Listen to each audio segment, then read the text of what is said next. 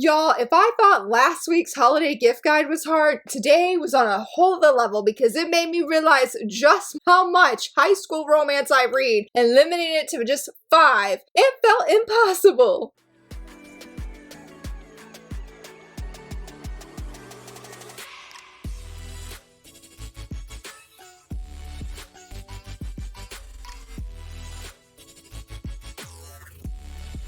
Hello friends, happy Wednesday. So very excited that you're here. I continue to hope that you're enjoying this event, that you voted in my shoujo poll that I have of what you feel is the best debut manga. If you haven't seen the schedule already, be sure to check out this video here in the corner so you can see everything that is to come, because we do have another holiday gift guide that will be coming next week. But this week though, we're going to be focusing on high school romances, and it was really hard to find some diversity because not that all high school romances sound the same, but there's so many different genres within the genre, it feels like. Like, for example, okay, this would be sort of like an honorable mention we'll talk about because I'm going to talk about it on Friday, and then a short cake. This is a high school romance, but it's also a boarding house romance, so it could sort of go either or. I decided not to feature this one though because I felt the high school setting was on the smaller side, sort of the same way as Love That's an Understatement, which I have been rereading. I have my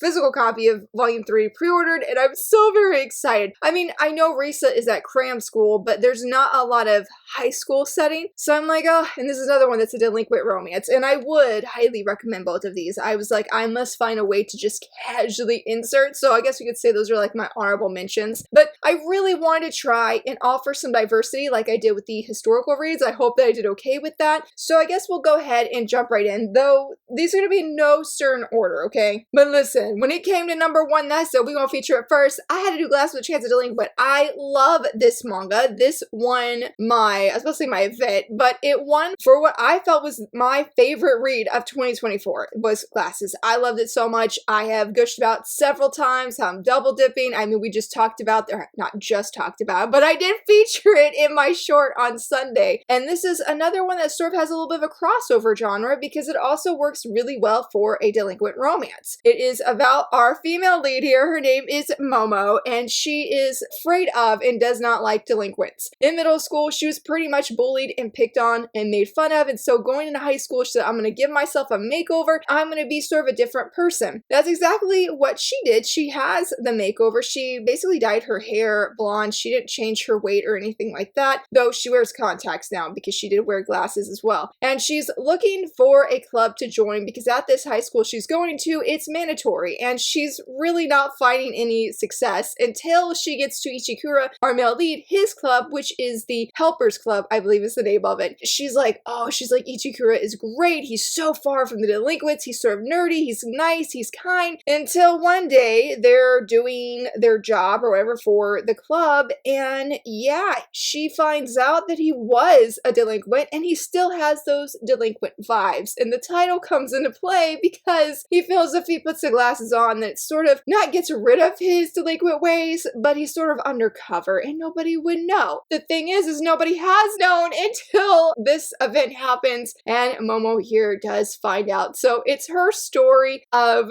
navigating high school, yes, but to a greater degree, these two having romantic feelings for each other and eventually entering to a relationship. I love how there was so much excitement for this manga and so much maybe fan base, not sure if that's the right word, but originally it was a 2-volume series, but it got extended and it's still ongoing. I featured volume 10, the Japanese cover, in my manga news video on Monday because I just love the series so much, and so anytime we get any news, I'm like, yes, I'm excited, sensei. Well, she's turned off where you can comment on her tweets right now, but I do try and always reply or at least do a retweet of it because I'm just so thankful that we are getting more volumes. It has been a blast to read and reread. I feel like what makes this series so special, and I meant to say this would be perfect for fans of delinquent romance. I guess, yeah, high school romance as well, since that's the whole theme of the video. But I feel what makes it so special for me is I really love just Momo is such an earnest and relatable character, and despite that she does have this fear of delinquents and things sort of change in the beginning between her and Ichikura, she still still gives her all. Like, there is earlier in the series, he's helping her to get better grades. And I love how she just sort of calls him out that she doesn't like him, even though, yes, at that moment, she is having feelings for him. But she's like, you punks are all sort of the same. And he gets really offended, and that leads to them eventually dating, because he's like, well, date me, and I'll sort of show you that you're wrong, that we're not all the same, and how dare you sort of let me in with them. I really love this beautiful balance of where Ichikura is genuinely trying to change. Like, we find out the reasons as the series goes on, and thankfully Momo is there beside him, and he's wrestling with this, and Momo is wrestling, well, what can she do? Because there's definitely times where there is fighting, and he's pulled back into it, and she doesn't want him to be. So I really have loved the latest chapters on K-Manga, because we can see how both of them are growing as a couple, but also individually, and of how they can support one another. It's phenomenal. Really is a series that just keeps getting better and better. I'm not looking forward to it ending at any given time, any point. I mean, there's been nothing about that, but I'm just like, please be a very long running series. Like, we could go through all through high school if we need to. Like, I'm on board. I'm Steve. If you want to go to take it to college, I'm here for that as well. Like, just keep it going, because I think there's a lot of fun moments. It could definitely scratch that itch for delinquents, but also if you want that humor and just a really compelling story where the characters, all of them sort of grow the more the series goes on. It's very fun, it's very wonderful. I'm very biased, but I love it very much, and I knew I had to feature it first today. For number 2, let's say you're looking for a very innocent, wholesome chase kind of series. The first one that comes to mind, in my opinion, is Like a Butterfly. This is a series that is by Sumoro Ishida. We have all of their other works, I believe, like Shortcake Cake and A Side of Affection. And it's about a young woman who is very quiet and very shy, but she's very, very beautiful. People tell her or say about her that she's a flower on a mountain, meaning nobody can touch her, nobody can get near her, but everybody loves and admires her. But the thing is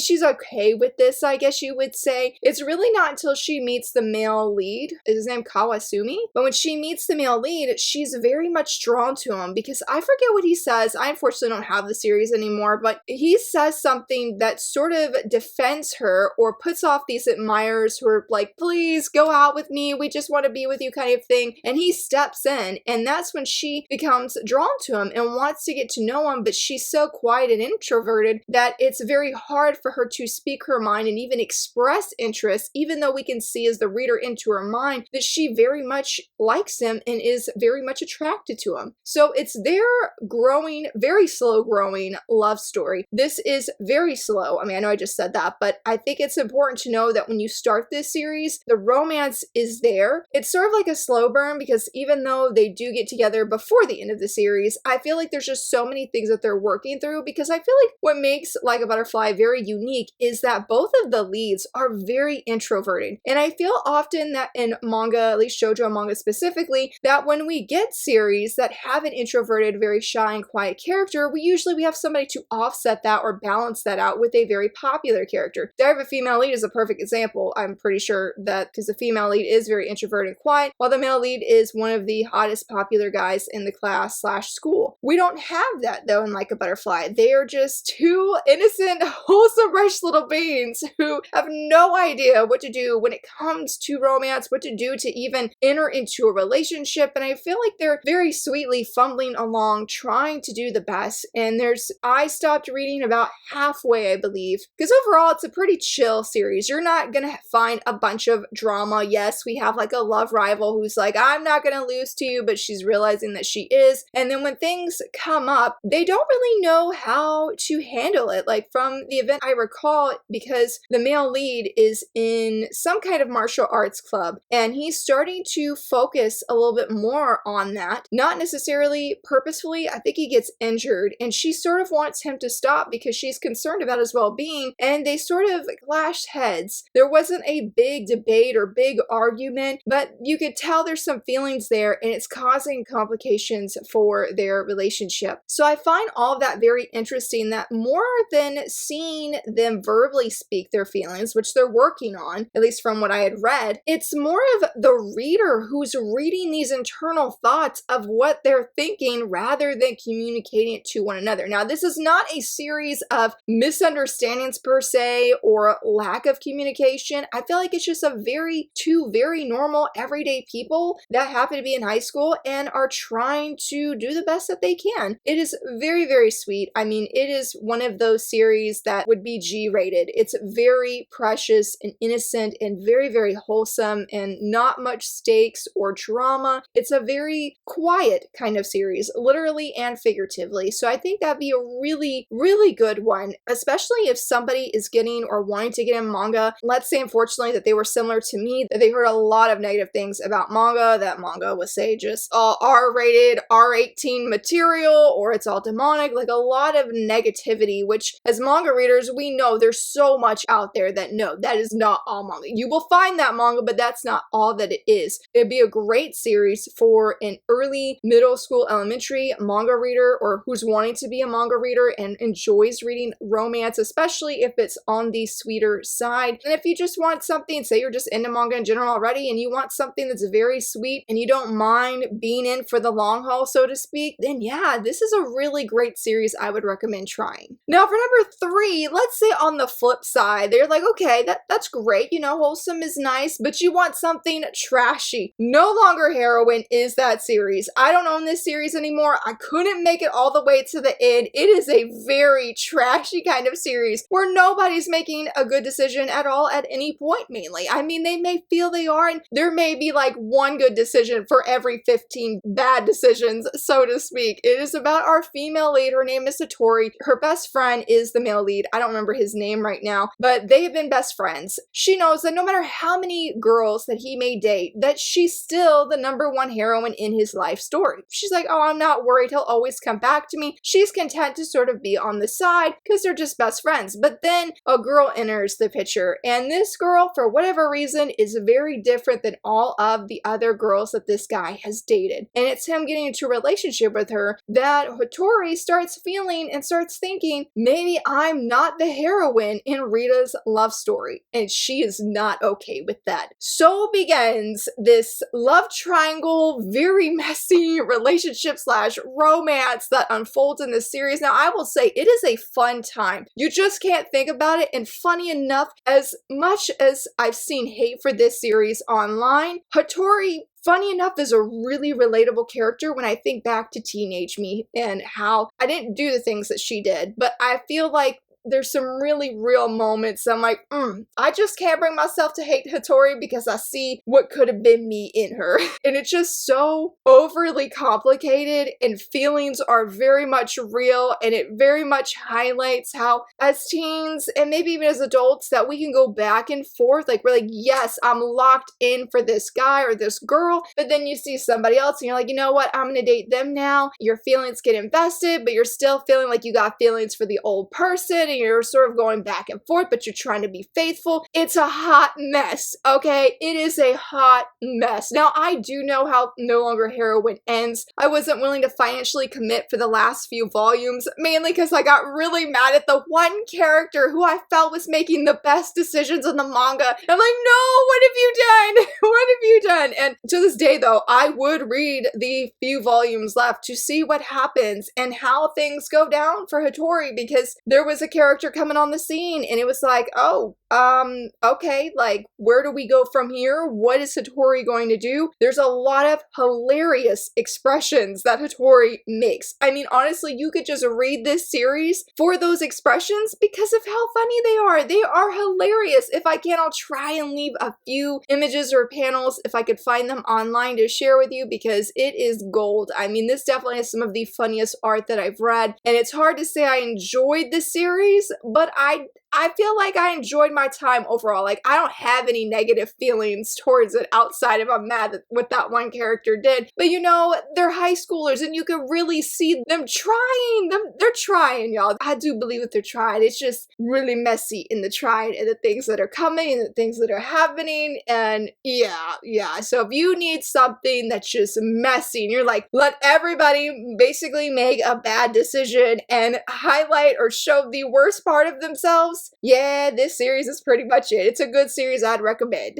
Maybe continuing that theme for number 4, I see you, my love triangle fans. I see you. So I decided to go with the series. It's 4 volumes. Also forgot to mention No Longer Heroine and Like a Butterfly are completed. This series is completed as well at 4 volumes, and that is Tiger and Dragon. I reviewed this earlier this year or a few months ago. 2 friends had inspired me to pick it up, and I really didn't know how I was going to feel about it, so I waited for the final volume to release and then decided to give it a try, and I'm so glad I did. I'm so glad I did. It's about our female lead. Her name is Konomi. When she was younger, she and her best friend, who was, I don't remember his name right now, Kagetora, they were best friends for a really long time, but yeah, they were really little even before they entered school, and Kagetora ends up moving, and they pinky promise each other, I'm pretty sure, that they will see each other once again, and he doesn't finish this statement, but there seems to be this implication that when he comes back into her life, that they will be in a relationship, that they're sort of like soulmates. And 10 years have passed though since this moment, and Konomi is getting impatient. She hears a rumor about him that he's off in another country getting with another woman, that he got somebody pregnant, and she's like, you know what? I've waited all this time for a boyfriend, never had one. I'm gonna go get a boyfriend. Enter her other sort of like childhood best friend,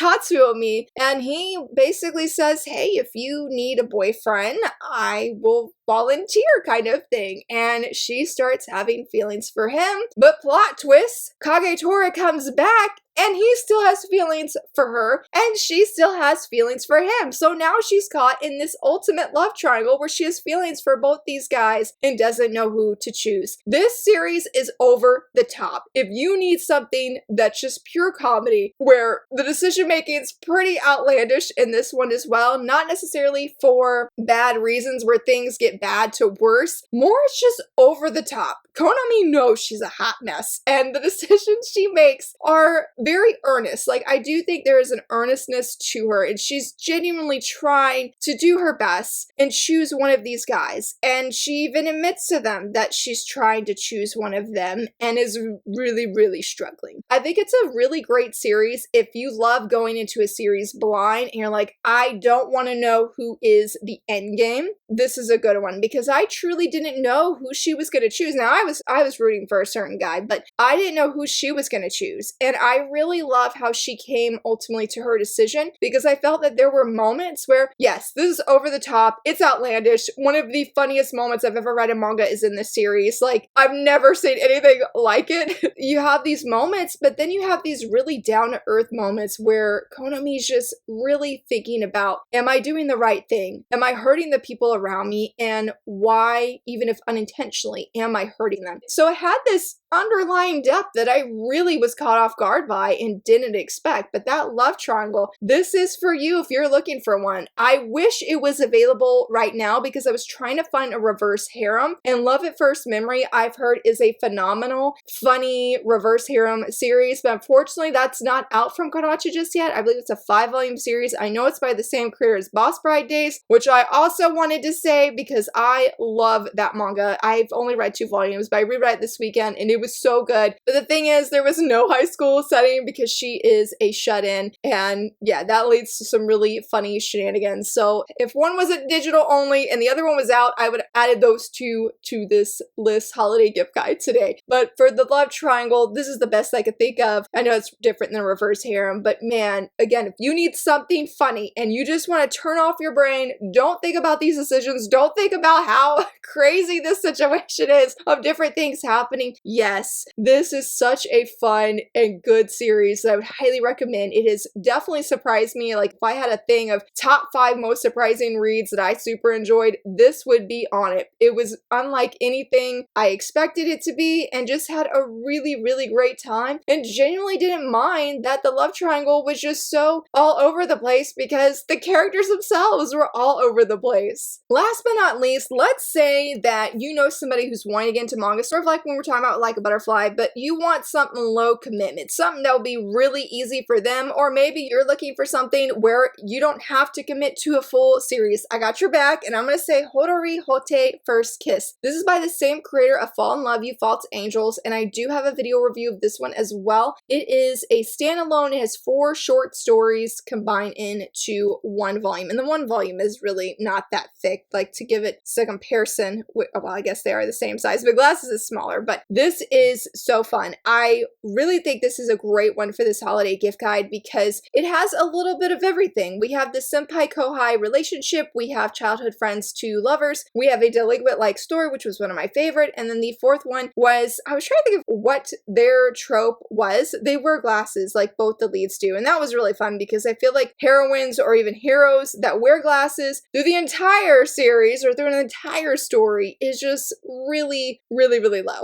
Like, it's so hard to find, and I don't understand why. We don't always want the beautification arc where the heroine's like, oh, I need to get rid of the glasses to be more beautiful. No, you do not. No, you do not. So thankfully, this couple here, actually, that never happens here. So I really enjoyed this standalone, these short stories. I'm trying to think of how I could talk about them without going into spoilers. I appreciate, though, how we had a variety of tropes. I think this would be a great one for somebody who's getting into manga for the first time and really doesn't know what kind of tropes they like. I mean, maybe they read novels, but I know for me, what I like in novels doesn't necessarily carry over into my manga reading. I mean, I like fantasy manga, but I love fantasy novels. I don't really read contemporary romance with novels, but my manga, that's like the #1 thing that I basically read. So I think this would be a good one to explore, like what you like and maybe what you don't like. I mean, I enjoyed all the stories in this one, some more than others, but it was a fun little collection to read, and I definitely think it's perfect especially if really busy this holiday season, but you're like, man, I just want to read something because reading for me is such a great decompressor or de-stressor, I mean, when reading. Yes, this is it. It's such low commitment. The stories aren't that long. The art is so wonderful. I mean, if you've seen Fall in Love You False Angels, then you know that the art is going to be really good and